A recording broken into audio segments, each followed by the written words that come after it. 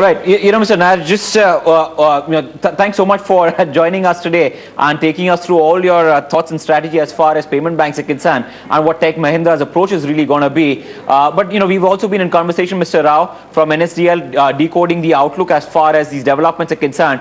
We've also got Mr. Rajiv Arora, Director and CTO at Fino Paytech, joining in. Mr. Arora, congratulations for Fino Paytech as well being shortlisted as one of the companies there in the initial 11 list itself.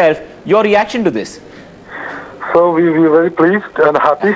This is an acknowledgement of all the work we've been doing for the last 9 years in the segment. The way we see this, the focus of Payments Bank is to ensure banking reaches unbanked. We are currently already serving the micro customers through various products, be it payments, be it remittances, be it electronic benefit transfers or lending. And we will continue to build on our strengths and take this forward in the Payments Bank. Mr. Arora, one thing I've been trying to, try and highlight with everybody who's won, and we've been interacting with some of your peers as well, who've been shortlisted in the initial 11 companies list. What kind of potential, because it's important to reiterate as to how some of these reforms that we're seeing are opening up newer avenues, newer areas for companies like yourself. So what kind of potential are we really talking about when we talk about the payment banks sector? So if you're saying that a large component of the transactions that happen today are in cash, right? While the government is doing a lot of things, including, let's say, GST, black money bill, or unified acquiring system based on RuPay, this cash will continue to reduce. And, if 80%, my sense is a large component today is cash, and there is enough potential for the next 10, 15 years for us to continue converting that cash into digital and keep growing. There is enough market for all. And Mr. Arora, when we talk about your own strategy at Fino Paytech, how are you going to be approaching it? What's going to be your strategy when we talk about launching payment banks and making it grow further? So so the Reserve Bank has given us 18 months to start the business. Our strategy will be differentiated for urban and rural centers.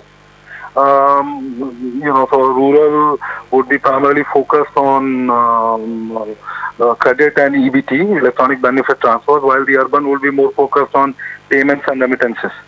So that is a strategy we have already rolled out, and which has seen good response and traction in the market, and we will continue to build on this.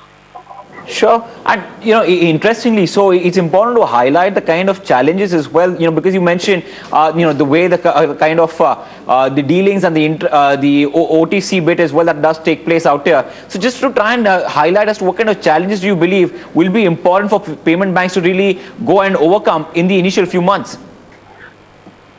So I think the biggest conversation that needs to be handled is trust. And that is a big communication that needs to be handled, because people would, be trusting us with their money. So that is the biggest conversation. The fact that we will be called a bank would help us, but that is one big conversation and communication that we'll need to handle. Sure. And so when we talk about investments out here, how do you believe, is there a certain number, is there some bit of a financial structure as well that you would be looking at when we talk about how you plan to go about investing in this? So we have some thoughts, but that is a little fluid right now.